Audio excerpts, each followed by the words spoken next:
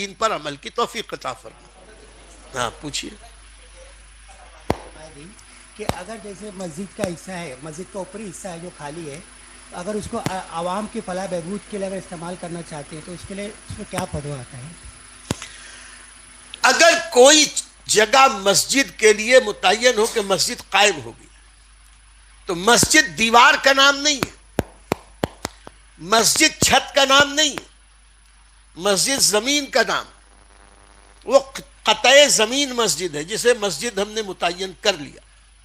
اب وہ زمین سے لے کے آسمان تک وہ مسجد ہی ہے، اور شریعت نے اس کے بہت سارے آداب بیان کیے. آپ غور کریں کہ علماء نے فرمایا کہ مسجد کی چھت پر بلا وجہ بلا ضرورت جانا بھی جائز نہیں. اگر نیچے جگہ ہے تو مسجد کی چھت پر پہلی دوسری منزلوں پر صفیں بنانا، نماز پڑھنا جماعت سے، وہ بھی جائز نہیں اگر نیچے جگہ ہے. نیچے جگہ ختم ہو گئی تو اوپر جاؤ. مسجد کی چھت کو کسی دوسرے کام کے لیے ہم نے استعمال کیا کہ بھئی شادی بیاہ کا حال یا کوئی جماعت ہوئی، کوئی گیدرنگ ہوئی، اس کی بھی اجازت نہیں. بعض فقہا تو مدرسے کے لیے بھی پہلے ہی سے شرط لگاتے کہ مسجدوں میں ایسا مدرسہ بنانا کہ وہیں رہیں، وہیں کھائیں، وہیں پئیں، وہیں سوئیں. اس سب سے بھی منع کیا گیا. ہم آپ سے پوچھتے ہیں، مدینہ منورہ میں حضور صلی اللہ علیہ وسلم نے مسجد نبوی شریف تعمیر کی.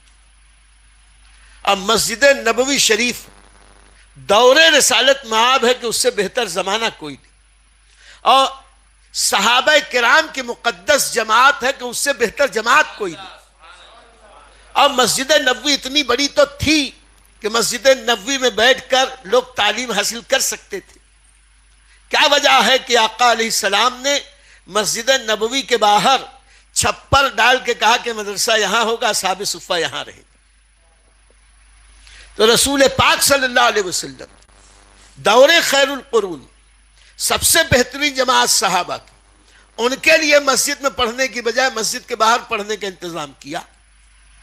تو جب مسجد کی تعظیم، اس کا ادب، اس کی حرمت کے لیے اللہ کے نبی نے اتنے اصول ہمیں عطا کر دیے کہ یہاں دنیا کی بات مت کرو.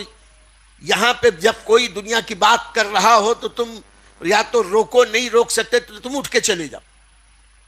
اور ہم مسجد کے اوپر دین کا کام نہیں، دنیا کا کام، ٹیوشن پڑھانے کے لیے، دنیا کی تعلیم کے لیے یا پنچایت کے لیے، جماعت کے لیے، اور یہ کہیں کہ یہ مسجد کے لیے فائدے مند ہوگا، قوم کی فلاح کے لیے کر رہے ہیں.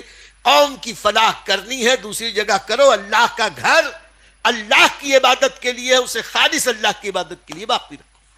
تو اس کے پہلی منزل دوسری منزل پر اس کی اجازت نہیں. البتہ مسجد کی تمامیت سے پہلے اس کی گنجائش ہے. وہ یہ ہے کہ آپ نے مسجد کے لیے جگہ خریدی تھی، ابھی مسجد مکمل نہیں ہوئی، آپ نے اس کا ڈیزائن ایسا کیا کہ اس میں ایک تہخانہ بنا دیا. اس میں پہلی منزل پر یہ کہہ دیا کہ ہم تہخانہ بنائیں گے، پہلی منزل پہ دکانیں رکھیں گے اور آگے دکانیں رہیں گی تاکہ آمدنی کا ذریعہ ہو جائے، پیچھے مدرسہ اور مکتب رہے گا. مسجد ہم پہلی منزل سے دوسری منزل سے شروع کریں. آپ نے پہلے سے یہ طے کر لیا، پہلے سے یہ بنا لیا، تب تو اس کی شریعت اجازت دیتی ہے. لیکن اگر آپ نے یہ مسجد بنا لی، اب سوچے کہ بھائی اس کو ذرا آمدنی بھی ہو، اس کو توڑ کے نیچے دکانیں یا ہال بنا دیا، اس کے اوپر ہم مسجد بنا دیں گے، شرعاً جائز نہیں. یہاں تک کہ یہ مسجد کی جگہ ہے، یہ مسجد آپ نے بنا لی، تمام ہو گئی مسجد برسوں سے. اب ہوتا یہ کہ ادھر زمین لے لی، ادھر زمین لے لی، ادھر زمین لے لی، تو لوگ مسجد ہٹا دیتے اور یہ جو مسجد ہے یہ ویران کر دیتے. اس کی بھی شریعت اجازت نہیں دیتی.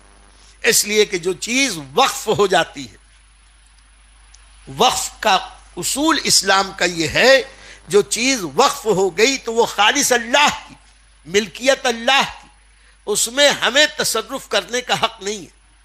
بلکہ جس نے وقف کیا قبرستان کے لیے، بعد میں وہ بولے کہ بھئی قبرستان نہیں، یہاں مسجد بنائیں گے، جائز نہیں. وہ خود اسی نے زمین دی ہے کہ یہ مدرسہ بنے گا، تعلیم کے لیے. اب وہ کہے کہ نہیں جانے دو یہاں قبرستان بنا لو, جائز نہیں. وقف کر دینے کے بعد وہ مال اللہ کا, اور اللہ کے مال میں تصرف کرنے کا حق بندوں کو نہیں. واقف وقف کرنے والا خود چاہے کہ میں وقف کے ملکیت میں تبدیلی کر دوں, وقف کے معاملے میں تبدیلی کر دوں, تو وقف کرنے والے کو بھی اختیار نہیں رہتا. تو آپ کا سوال یہ تھا کہ مسجد ہے, اس کے اوپر کچھ دوسرے فلاحی کام اللہ نے آپ کو دیا ہے, اور آج ہماری قوم سے ہم مایوس نہیں ہیں. آپ فلاحی کام کے لیے قوم کو آواز دیں, تھوڑی ہمت آپ کریں, تو انشاءاللہ آپ کا نیت صاف ہے تو قوم اس کے لیے مدد کرے گی. بلکہ ہم تو آج دیکھ رہے ہیں مسجد مدرسے کے لیے نہیں ملتا, اور فلاحی کام کے لیے زیادہ چندہ ملتا ہے. تو فلاحی کام کے لیے باہر کرو, مسجدوں کو اللہ کے ذکر کے لیے خالی چھوڑو. ہاں